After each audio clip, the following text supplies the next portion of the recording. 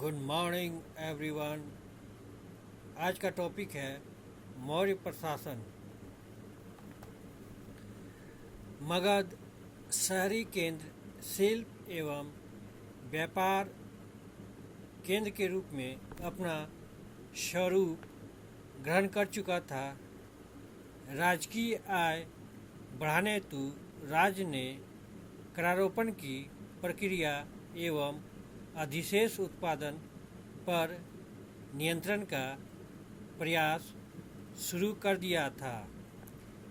ऐसी स्थितियों में एक जटिल प्रशासनिक व्यवस्था की स्थापना को अनिवार्य बना दिया ताकि अधिशेष उत्पादन को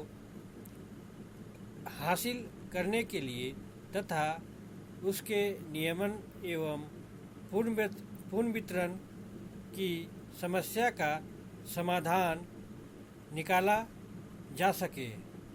आर्थिक, राजनीतिक, सामाजिक समस्याओं के समाधान के लिए राजकीय आय में वृद्धि आवश्यक थी। विजय प्राप्त करने के लिए एक शक्तिशाली सैन्य संगठन की जरूरत थी।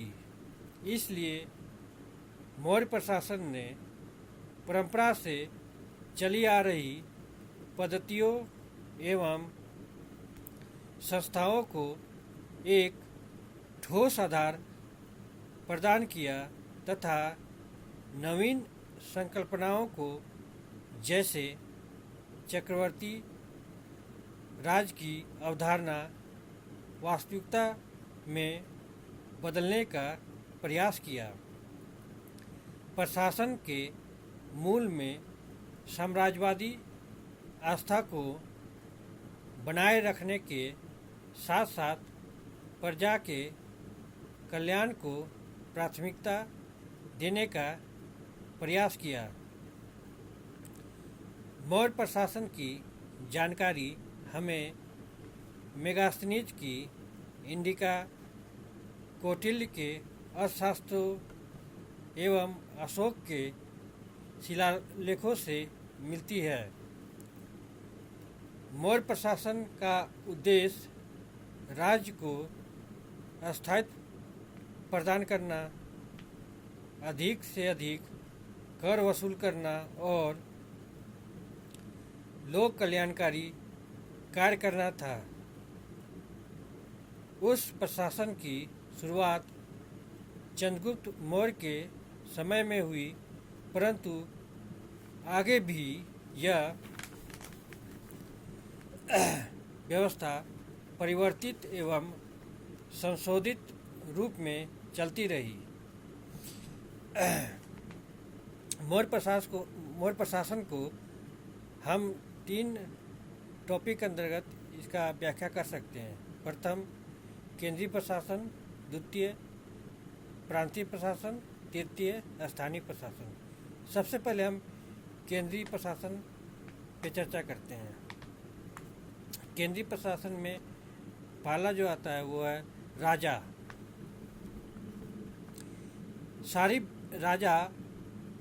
सारी व्यवस्था का केंद्र बिंदु राजा था।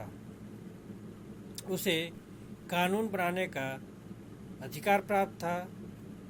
कौटिल्य के अनुसार राज्य के 7 अंगों में राजा केंद्र में था। अमात्यों की नियुक्ति एवं उनका निष्कासन तथा प्रजा की उन्नति एवं कल्याण उसका मुख्य कार्य था। नीतिशास्त्र एवं राजा के कानून में यदि कोई मतभेद होता है तो राजा के कानून में यदि कोई मतभेद होता है तो राजा का कानून ही मान्य हो राजा का कानून ही मान्य होगा। राजा सेना एवं न्याय का प्रधान था। राज्य के अंतर्गत होने वाली प्रत्येक गतिविधि पर वह नियंत्रण रखता था, जिससे राज्य की सुरक्षा तथा प्रगति हो सके। अशोक के समय राजत्व की अवधारणा में परिवर्तन आया। उसने राजत्व में देवत्व का आरोपण किया। वह स्वयं को देवाना प्रियदर्शी कहता है। उसने अपने आप को प्रजापालक के रूप में घोषित किया। राजा और प्रजा के स्थान पर पिता और पुत्र का संबंध विकसित किया। धोली अभिलेख में कहता है, सारी प्रजा मेरी संतान है। इस प्रकार राजतंत्र ने पैतृक निरंकुशता का रूप धारण कर लिया। केंद्रीय प्रशासन के अंतर्गत हम लोग दूसरा देखते हैं, जो पॉइंट है वो है मंत्री परिषद। कौटिल्य के अनुसार जिस प्रकार एक पहिए से गाड़ी नहीं चल सकती है, उसी प्रकार राजा केवल अपने ही बलबूते पर राज्य नहीं चला सकता है। इसलिए राजा को अमात्यों की नियुक्ति करनी चाहिए एवं उनसे सलाह लेनी चाहिए। अर्थशास्त्र से मंत्रिपरिषद के गठन एवं उनके कार्यों पर प्रकाश पड़ता है।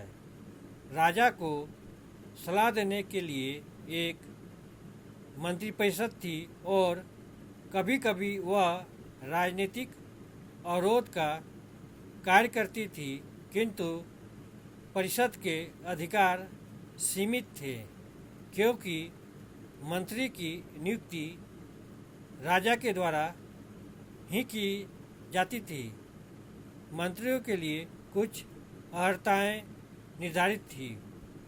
उच्च कुल में जन्मा हो, धनलोभी न हो, चरित्रवान हो। अंतिम दो अर्हताएं भ्रष्टाचार पर अंकुश लगाने हेतु किया गया था। कुल मिलाकर मंत्रिपरिषद एक परामर्श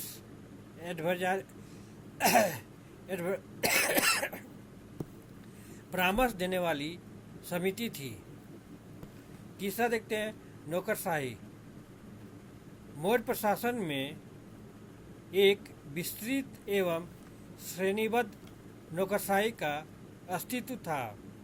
राज्य के विभिन्न विभागों की देखभाल के लिए 18 तीर्थों अमात्यों के अतिरिक्त 27 प्रकार के अध्यक्षों का उल्लेख मिलता है। इनमें तीर्थ थे सन्निधाता, कोषाध्यक्ष, समाहर्ता, मुख्य संग्रहकर्ता तथा अध्यक्षों में सीताध्यक्ष मतलब होता है राजकीय भूमि की देखभाल करने वाला, अकराध्यक्ष आदि।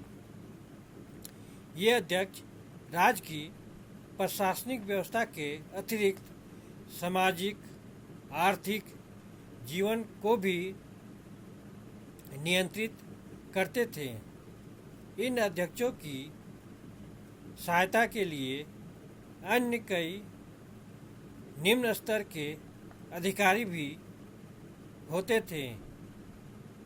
इस प्रकार मौर्य नौकरशाही पिरामिड के समान थी, जिसमें सर्वोच्च पद पाने वाले को 48,000 पन वेतन तथा निम्न स्तर वाले को 10 पन वेतन मिलता था।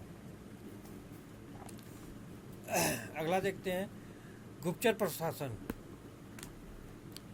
मौर्य प्रशासन में एक सुदृढ़ गुप्तचर व्यवस्था विद्यमान थी। गुप्तचरों के माध्यम से राजा आंतरिक षड्यंत्रों, भ्रष्ट कर्मचारियों की गतिविधियों तथा विदेशी शक्तियों के कुचक्रों पर नियंत्रण रखता था। दूसरी बात, मौर्य प्रशासन प्रजा कल्याण पर भी विशेष ध्यान देता था। प्रजा की प्रतिक्रिया को जानने के लिए भी गुप्तचरों का प्रयोग किया गया।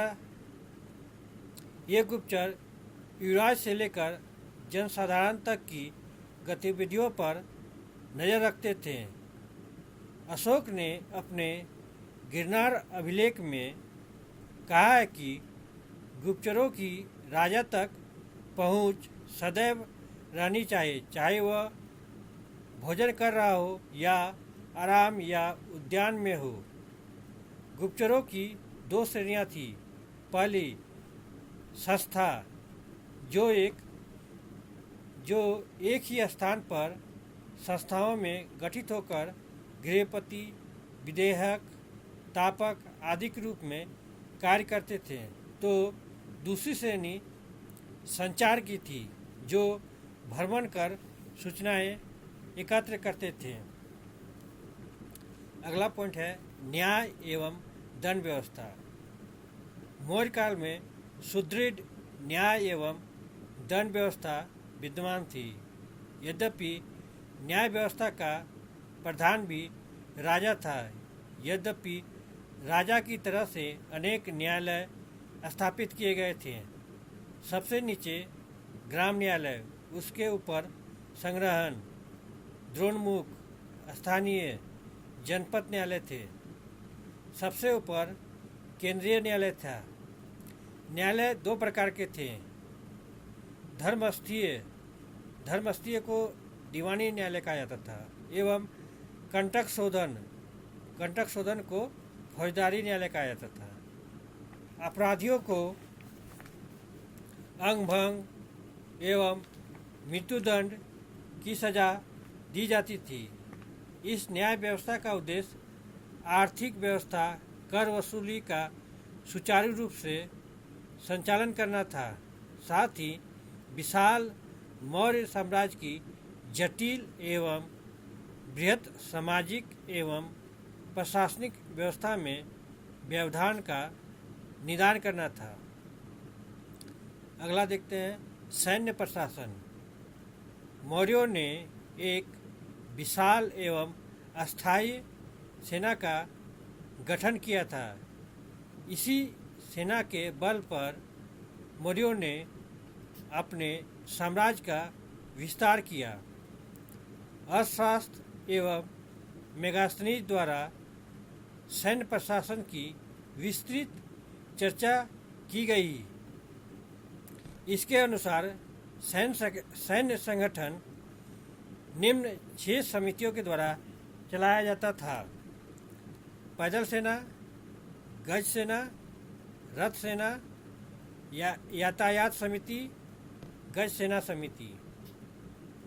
कौटिल्य के अनुसार चतुरंग सेना में पैदल, हाथी, रथ और घोड़ा, यही चतुरंग सेना थी, की उपस्थिति मौर्य साम्राज्य में थी। सैन्य अधिकारियों को नगद वेतन दिया जाता था। सैनिकों को खड़ी फसल को नुकसान पहुंचाने का आदेश नहीं था। आगे अशोक के समय में कलिंग युद्ध के पश्चात भी सेना का अस्तित्व बना रहा, जो उसके 13वें अभिलेख में आटविकों को दी गई चेतावनी से प्रमाणित होता है। अगला देखते हैं नगर प्रशासन। मौर्य काल में नगर के लिए अलग से प्रशासनिक संरचना का अस्तित्व था। मेगास्थनीज तथा कौटिल्य के वर्णन से सूचना मिलती है। मेगास्थनीज ने राजधानी पाटलिपुत्र के नगर प्रशासन का विस्तृत वर्णन किया है। नगर का शासन प्रबंध 30 सदस्यों के परिषद द्वारा संचालित किया जाता था, जो 6 समितियों में विभक्त थे और प्रत्येक समिति में 5 सदस्य होते थे। पहले समिति का संबंध शिल्प एवं उद्योग से था तो दूसरे का विदेशियों की देखभाल से। अर्थशास्त्र में भी नगर प्रशासन का वर्णन है। नगर का प्रमुख नागरिक कहलाता था। वह आग से नगर की सुरक्षा का व्यापक प्रबंध करता था। नगर में गोप जनगणना पदाधिकारी था। अशोक के अभिलेखों में भी नगर व्यवहारिक का उल्लेख मिलता है जो नागरिक प्रशासन से संबद्ध था। अब हम देखते हैं अगला पॉइंट, राजस्व प्रशासन। राज्य के उद्देश्यों को पूरा करने एवं सेना का खर्च जुटाने के लिए मौर्य शासकों ने विस्तृत राजस्व प्रणाली की व्यवस्था की। वस्तुतः मौर्य प्रशासन का संगठन इसी उद्देश्य से किया गया था कि राज्य प्रत्येक संभव उपाय से अधिक धन संग्रह कर सके। अर्थशास्त्र में राजस्व के स्रोतों की लंबी सूची मिलती है। इनमें नगरों, भूमि, खानों, वनों, सड़कों, जुर्माना, चारागाह आदि से प्राप्त राजस्व को गिनाया गया है। आय के स्रोतों में भू राजस्व प्रमुख था, जो किसानों से सामान्यतः उपज का 1/6 से 1/4 तक लिया जाता था। सरकारी खजाने से वह दो मुख्य मदों पर किया जाता था, कर्मचारियों का वेतन तथा सार्वजनिक निर्माण कार्य। सार्वजनिक निर्माण कार्यों का मुख्यतः वह सड़कों, कुओं तथा विश्राम गृह के निर्माण एवं रखरखाव में तथा सिंचाई व्यवस्था के निर्माण एवं बांधों के निर्माण में किया जाता था। सुदर्शन झील पर बांध इसका उदाहरण है। अब हम देखते हैं प्रांतीय प्रशासन। प्रशासनिक सुविधा के लिए मौर्य साम्राज्य विभिन्न प्रांतों में विभक्त था। अशोक के शिलालेखों में 4 प्रांतीय राजधानियों की चर्चा मिलती है। पूर्व में तोसली, पश्चिम में उज्जैन, उत्तर में तक्षशिला तथा दक्षिण में स्वर्णगिरी प्रांतीय राजधानियाँ थीं। प्रांतों के प्रधान कुमार या आर्यपुत्र कहलाते थे, जिनकी नियुक्ति राजा करता था। प्रांतों में कुछ ऐसे भी क्षेत्र थे जिनका प्रशासन स्थानीय आबादी से किया जाता था।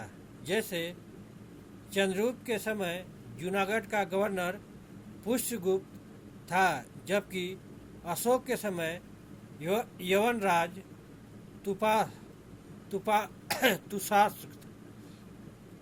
तुषास्क था। प्रांतपति पर नियंत्रण रखने के लिए प्रांत की मंत्रिपरिषद का राजा से सीधा संपर्क था और वह प्रांतपति को सूचना दिए बगैर सीधे राजा को सूचना दे सकती थी। प्रांतीय प्रशासनिक व्यवस्था भी केंद्रीय व्यवस्था के आधार पर ही संगठित थी। अब हम देखते हैं स्थानीय प्रशासन। प्रांतों का विभाजन जिलों में किया जाता था, जिन्हें आहार या विषय कहा जाता था। जिनका प्रमुख विषयपति कहलाता था। जनपद का अधिकारी प्रादेशिक रज्जु युक्त होता था। अशोक के चौथे स्तंभ लेख में प्रजा कल्याण के लिए रज्जुकों की नियुक्ति का वर्णन है। प्रशासन की सबसे छोटी इकाई गांव थी। गांव का प्रधान ग्रामिक कहलाता था। यहाँ गोप एवं स्थानिक नामक कर्मचारी होते थे। ये कर्मचारी राजस्व एकत्रण हेतु उत्तरदायी थे और अंत में मौर्य काल के प्रशासनिक संगठन में उच्च तथा निम्न स्तरों में भेदभाव पर प्रकाश डालना आवश्यक है। ऊपरी स्तर पर यह केंद्रीकृत एवं एक समान था। उच्च पदों के लिए व्यक्तियों का चुनाव सीधे राजा करता था और उन्हें उच्च वेतन दिया जाता था। निम्न स्तर पर तस्वीर सर्वथा भिन्न थी और नियंत्रण बहुत अधिक सीमा तक विकेंद्रीकृत था। निचले स्तर पर वेतन में बहुत अधिक कमी थी और उनमें से अधिकांश स्थानीय जनता में से भर्ती किए जाते थे। अब देखते हैं मौर्य प्रशासन का सकारात्मक पक्ष क्या था। पहला, चक्रवर्ती राज की अवधारणा मौर्य प्रशासन से चरितार्थ होती है। दूसरा, लोक कल्याणकारी राज की स्थापना में सहायक। तीसरा, राजा शक्तिशाली होते हुए भी प्रजापालक के रूप में था। चौथा, राजा प्रजा संबंध के स्थान पर पिता पुत्र संबंध का विकास हुआ।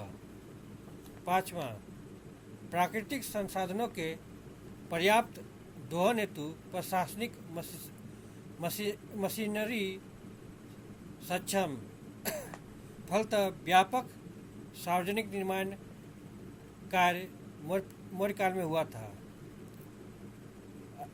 अगला देखते हैं, सामाजिक धार्मिक तनाव कम करने के लिए नए अधिकारियों की नियुक्ति की गई थी।